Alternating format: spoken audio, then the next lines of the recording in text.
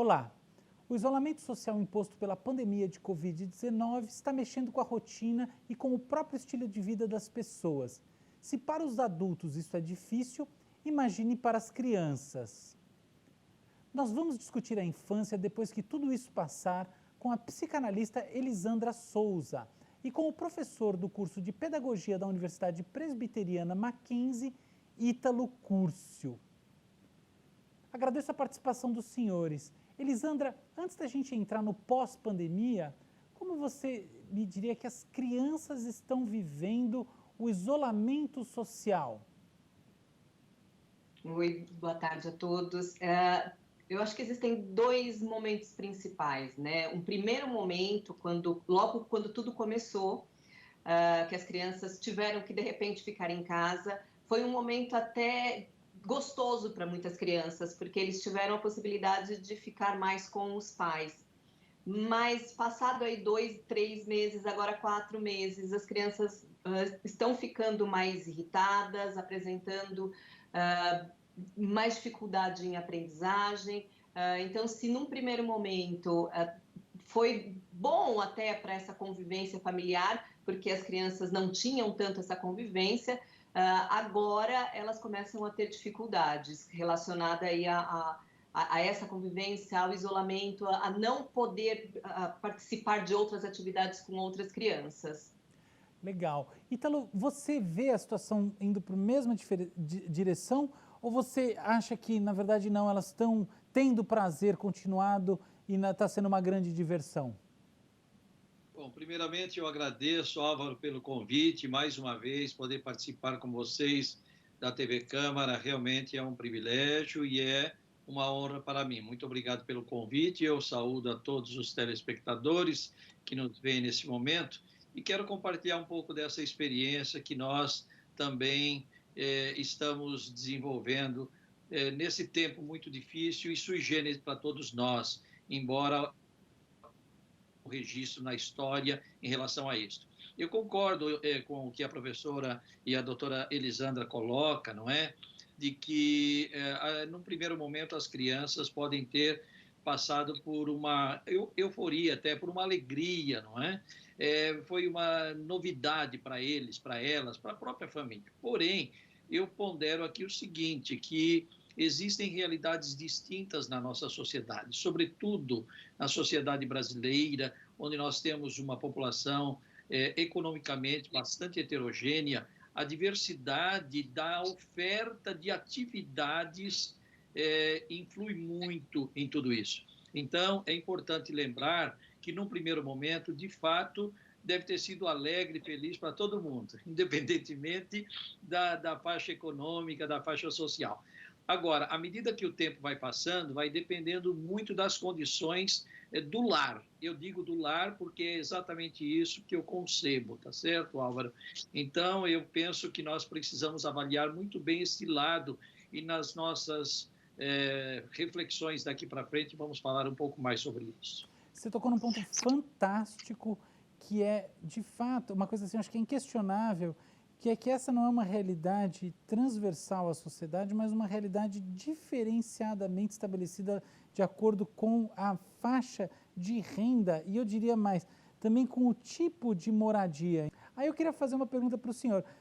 Qual que é, do ponto de vista das diferenças de instrumental, qual que é o principal problema que a pandemia nas favelas traz para as crianças? É um problema de falta de tecnologia, de instrumental para a educação remota, ou é mais um problema de uma convivência numa casa menor, que tem uma densidade maior por metro quadrado, ou é outro tipo de problema, um problema de que o estresse econômico sobre a família é maior e aí o estresse incide sobre elas também, essas crianças também? Eu sei que tudo é importante, mas como você elencaria, ou pelo menos como você narraria essa realidade nas favelas? Bom, eu vou me focar exatamente na periferia das grandes cidades, particularmente a cidade de São Paulo e também a Grande São Paulo, vamos dizer assim, toda a região que tem uma certa realidade muito comum. que é a dificuldade, primeiro, a dificuldade da tecnologia. Então, esse ponto que você tocou, Álvaro, ele é fundamental. A dificuldade da tecnologia, não somente pela oferta da tecnologia, mas pelas habilidades e competências que cada um necessita ter para fazer o bom uso dessa tecnologia.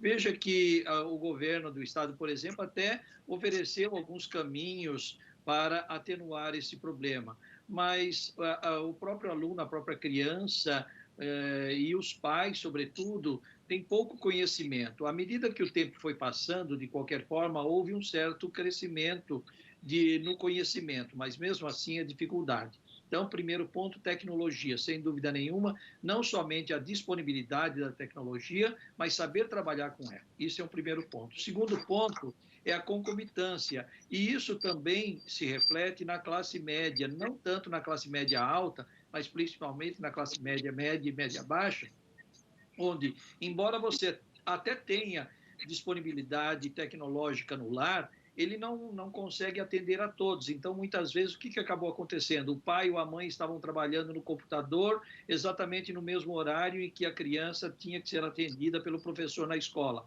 Então, tinha que haver uma opção.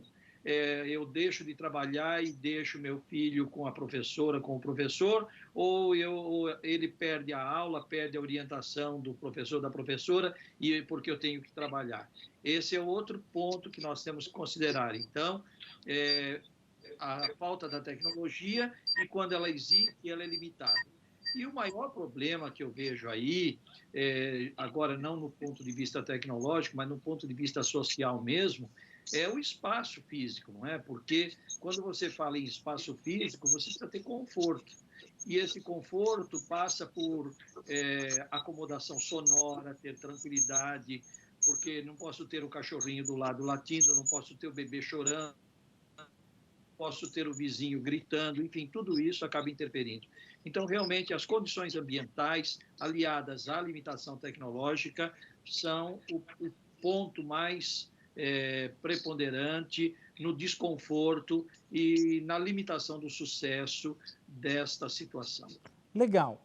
Elisandro, eu queria que você me desse a sua visão sobre o leitmotiv dessas dificuldades que as crianças e adolescentes nas favelas estão tendo nesse momento, mas eu queria que você colocasse um ingredientezinho a mais, que é a demanda psicológica sobre elas, o desafio psicológico que existe nesse momento. É bastante complicado, e claro que acompanhando o professor sobre a tecnologia, a convivência, eu vejo algo bem complicado para essas crianças, porque essa maior convivência em casa traz outras dificuldades para os adultos que acabam interferindo na vida das crianças, como, por exemplo, abusos. Então, a gente sabe que aumentaram os abusos de diversas questões, seja da violência com relação à mulher, à criança.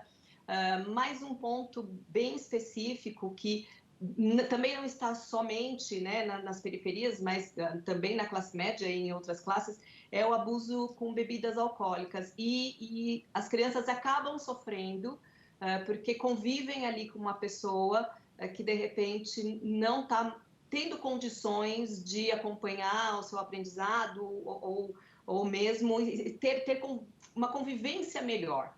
Então, eu acredito que o sofrimento da criança relacionado ao emocional, ao psicológico, por essa convivência muito, muito íntima com determinados adultos que de repente não têm condições de estar com a criança, passa a ser um ingrediente piorado em todas essas questões. Então, se já não existe bem uma tecnologia ou, como o professor disse, muitas vezes é um computador na casa e os pais precisam trabalhar, eu acredito também que essas questões de como os adultos lidam com a pandemia, com a quarentena, acaba influenciando nessa criança, porque a criança sofre e muitas vezes sofre sem poder dizer nada para ninguém, né? Se antes ela tinha escola que de repente um professor, um coordenador via o que estava acontecendo, nesse momento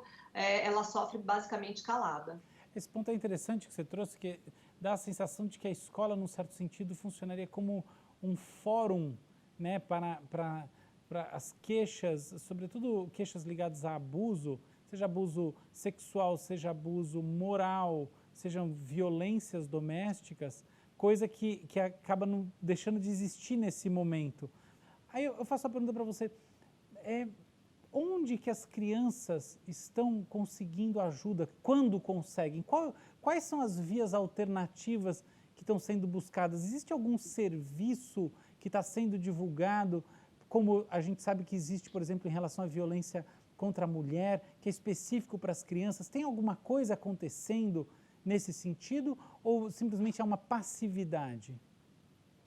Me parece que existe mais uma passividade. Se posso estar errada, mas eu não vi nada como uma divulgação de algum tipo de serviço com relação a crianças que sofrem. Acredito que onde a criança pode encontrar um lugar, um caminho, seria realmente com vizinhos ou com crianças maiores, com outro familiar. Mas a gente sabe que é muito complicado. Se já é muito complicado, quando a criança participa de outras atividades fora de casa, conseguir revelar certos abusos, imagina quando a criança está nesse meio em que ela não sabe para onde ir, né? Nem tem para onde ir. Então, talvez a gente possa pensar que, de repente, os vizinhos ou outros familiares, em sabendo de alguma coisa, possam ficar mais em alerta. Mas eu acredito que seja bem complicado para a criança. Muito bem. Eu peço licença aos senhores para um rápido intervalo e até já.